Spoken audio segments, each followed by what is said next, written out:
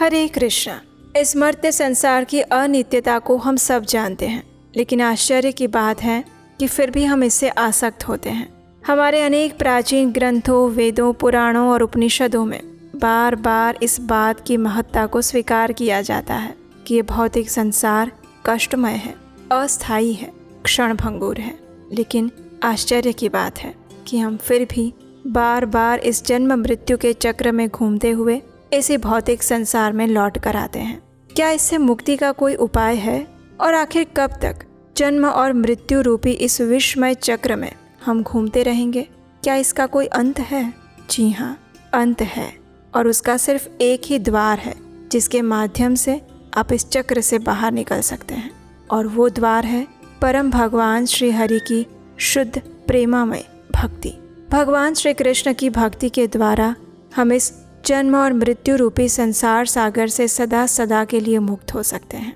और इसीलिए इस क्षण भंगुर संसार में सार तत्व एक ही है, और वो है परम भगवान श्री हरि का आश्रय और उनके पवित्र नामों का जप, यानी हरे कृष्ण कृष्ण कृष्ण हरे हरे, हरे राम राम राम हरे हरे।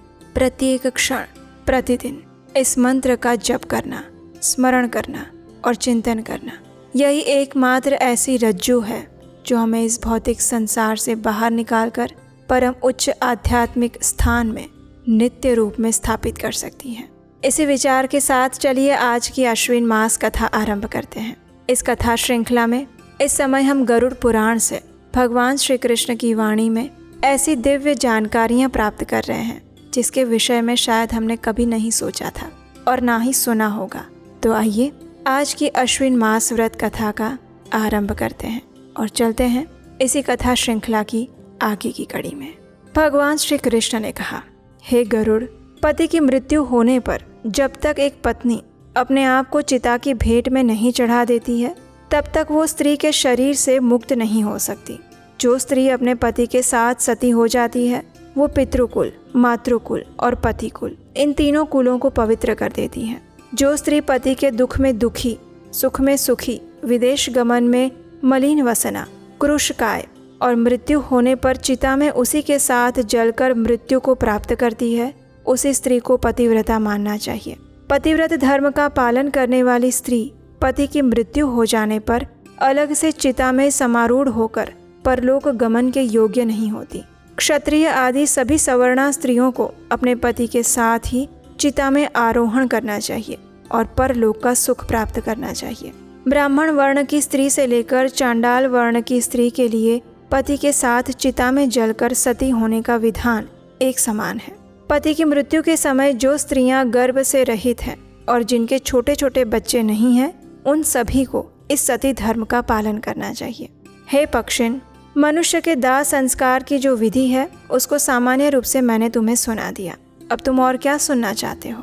भगवान के इस प्रकार कहने पर गरुड़ जी ने कहा, हे संसार के स्वामी, यदि प्रवास काल में पति की मृत्यु हो जाती है और उसकी अस्थियां भी स्त्री को प्राप्त नहीं होती है, तो फिर उसका दाह संस्कार किस प्रकार करना चाहिए, ये बताने की कृपा करें। तब भगवान श्री कृष्ण कहते हैं, हे गरुड़, अगर प्रवासी पति की अस्थियां नहीं प्राप्त होती है तो मैं उसकी भी सद्गति का विधान तुम्हें सुनाता हूँ, और उसमें एक गोपनीय तत्व है, उसे तुम ध्यान से सुनो। जो प्राणी भूख से पीड़ित होने के कारण मृत्यु को प्राप्त होते हैं, जो व्याघ्र आदि हिंसक प्राणियों के द्वारा मारे जाते हैं, जिनकी मृत्यु गले में फांसी का फंदा लगाने से हो जाती है, शरीर की क्षीणता के कारण जिसकी मृत्यु हो जाती है, जो हाथी के द्वारा मारे जाते हैं, जो विष यानी जहर, अग्नि, बैल और ब्राह्मण के श्राप से मृत्यु को प्राप्त करते हैं, जिनकी मृत्यु हैजा से होती है, जो आत्मघाती है यानी खुद आत्महत्या करते हैं, जो गिर कर या फिर रस्सी आदि के द्वारा किए गए बंधन अथवा जल में डूबने से मर जाते हैं। अब उन सब की स्थिति क्या होती है वो तुम सुनो।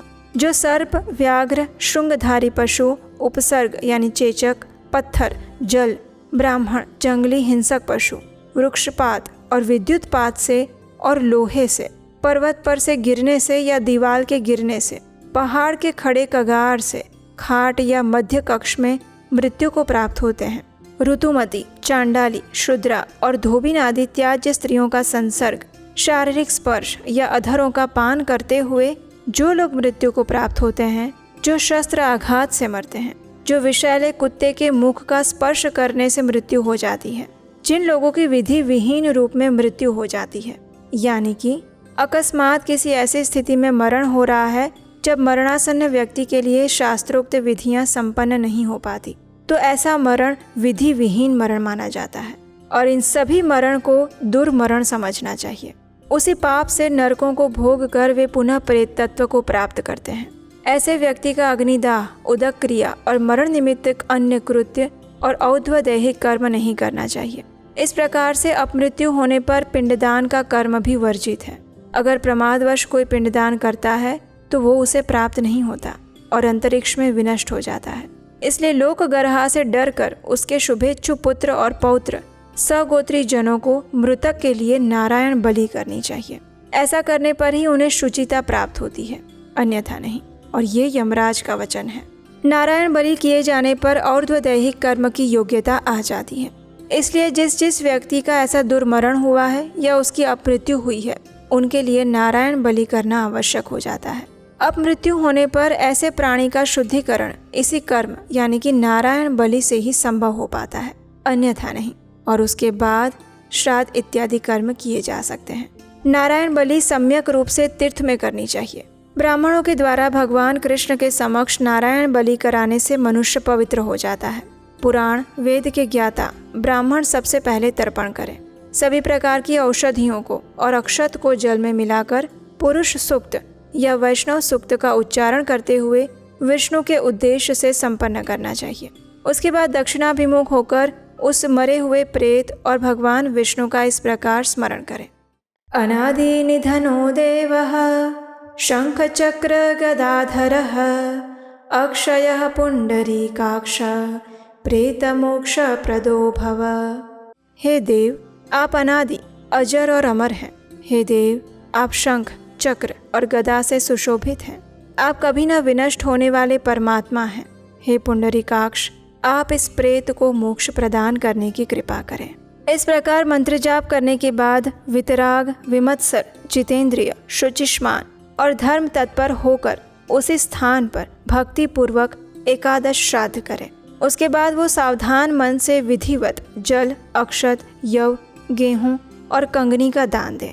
उस समय शुभ भविष्यान्न, सुंदर बनी हुई सोने की अंगूठी, छत्र और पगड़ी का दान देना चाहिए। इन वस्तुओं के अतिरिक्त दूध, मधु से समन्वित सभी प्रकार के अन्न देने चाहिए। वस्त्र और पादुका समन्वित 8 प्रकार का पददान सुपात्रों को समभाव से दिया जाना चाहिए। पिंडदान करने के बाद मंत्रोच्चार सहित गंध, पुष्प और अक्षत से पूजा करें।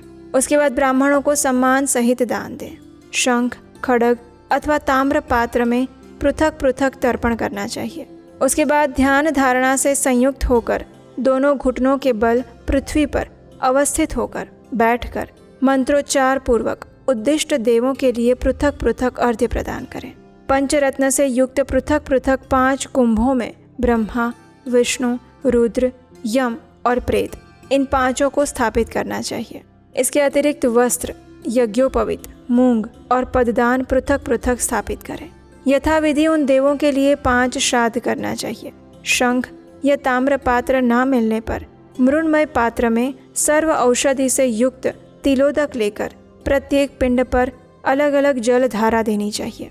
तिल से पूर्ण ताम्र पात्र दक्षिणा और स्वर्ण से युक्त और पददान मुख्य ब्राह्मणों को देना चाहिए। यम के लिए दक्षिणा सहित तिल और लोहे का दान देना चाहिए। विष्णु देव के लिए यथाशक्ति विधि पूर्वक बलि प्रदान करने पर मृत व्यक्ति का नरक लोक से उद्धार हो जाता है और उसमें कोई संशय नहीं है। इस प्रकार नारायण बलि की विधि बताकर भगवान विष्णु ने जो व्यक्ति सर्प दंश से मर जाते हैं उनके लिए क्या क्रिया करनी चाहिए उसके विषय में बताया, और वो हम सुनेंगे हमारे इसी अश्विन मास कथा श्रृंखला की आने वाली कड़ी में। उसे सुनने के लिए अगर अभी तक नहीं किया है तो आपके अपने चैनल उपदेशाष्टकम को सब्सक्राइब करके रख लीजिए, और हम आपसे मिलेंगे ऐसी अश्विन मास कथा श्रृंखला की अगली कड़ी के साथ कल प्रातःकाल। हरे कृष्ण।